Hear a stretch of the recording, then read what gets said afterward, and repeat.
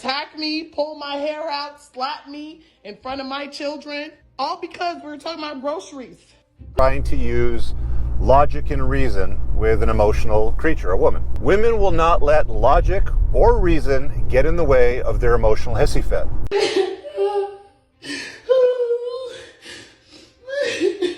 And now you want to be all calm? Let's talk about the bald spot in my head from my hair. Number one, guys, is get people and things out of your life that raises your blood pressure. All right, whether this is a woman, all right, if you got a woman that's raising your blood pressure, that's causing you to get anger, all right, the reason she's doing that is because you haven't made her submit yet. You got to show her that you can walk away. All right, so she has to fucking go, and she needs, so next time she want to come in and try to push your button, she need to know this is what's going to happen. You going to lose me. You just pulled out. Yeah, look at it. Yelling and screaming. I have a right to yell. It's better than hitting people. Did I hit anybody? Yelling around the kids. Did I hit anybody? Discussion that you know you're going to provoke yourself to get angry. How did I know you weren't going to apologize for ripping my hair out of my fucking head? If the man did not engage in this with the woman, guaranteed this situation would not have blown up like this. Guaranteed. But this man let his emotions get the best of him, and now look where he's at. Hair out of my fucking head. Did I rip your hair out? Did I hit you, Johnny? Did I hit you? And you had hit me back. And you hit me back. And you hit me back. Yes, you did. This is how I've been dealing with disagreements going forward when it comes to my own relationship and what I recommend other guys do, and this has worked really, really well. There's this concept of manufactured indignation, which has been around for a long time, where it essentially reasons in the absence of any drama or disagreement, women will actively go out and seek it or manufacture it, or manufacture something to be upset about or to be disagreeable on. So what I do is I just don't engage. Now, if you're dealing with new women, you just simply don't engage. You don't have to make any announcement. If you're already in a relationship, you've been dealing with a chick for a number of years, you're going to have to make a statement. You're going to have to make an overt statement about how you're going to be handling disagreements going forward. And you're just going to tell them, we're just not going to argue anymore. It's not engaging emotional people in logic and reason. All you're going to do is you're going to use the yellow card, red card theory that's been used forever in sports, especially like soccer, football, whatever you want to call it, depending on where you live. There's a warning with a yellow card if a player misbehaves, and with the red card, they're off the pitch.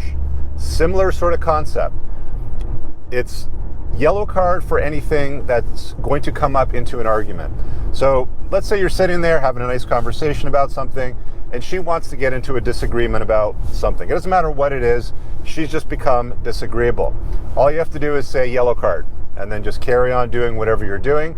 If she persists or if she tries to lean into it, which I found they generally don't, they just respect the boundary. If you're a strong, virtuous sort of stand-up guy with, you know, that kind of character, they'll usually just leave you alone. But if they do want to push it, I would just leave that room. You're sitting in the kitchen, you go to your office. You're in the garage, you go to the kitchen. It doesn't matter what it happens to be.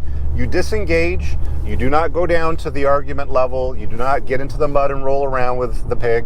You just leave the situation and you walk away from it. That was it. So all this yelling about me getting close to you, hitting? Yeah, because you're abusive. You're an abuser, and you're a woman beater, like your father. All the reasons why to pack your stuff to leave. Okay. That's how you feel. Okay. I'm not leaving my kids. I'm not leaving my kids. Okay. All the reason for you to be a better man. On camera? Then shut the fuck up. Why people trying you like that? How is people getting you angry? That they testing. They getting you angry because they testing. Why they testing? Because they see weakness some type of way. People know who to fuck with. People know who to fuck with. I'm gonna tell you that shit right now. Don't never get that construed, guys. And respect goes a long fucking way, guys. As soon as somebody do something to you that feels disrespectful, you can't blow it off. That don't mean you go get a gun and come back and shoot no motherfucking body. Guys, you gotta learn how to have, it's a balance with everything. You gotta learn how to check somebody in a masculine way. I don't have to get emotional and start a fight and start hitting you in your goddamn head to get my point across to let you know that I'm not gonna tolerate no fucking bullshit. All right, guys? So as soon as somebody do something, You check them. As soon as you check somebody, usually it stops. The key takeaway from this video, as stated by AMS and Rich in different ways, is that a man should have no problem walking away from a woman who wants to be argumentative or wants to be disrespectful. If once you remove yourself from that situation, she has no ammunition to play with. This gentleman here did not do that. He decided to engage. They argued about groceries and then it turned physical. He should have just left the room or left the house. That way he would have been able to convey the message to the woman that this behavior is not tolerated. And the more this keeps up, eventually I'm going to walk away and never come back. Thanks for tuning in. Like, sub, share, hit the bell. I'm out of here.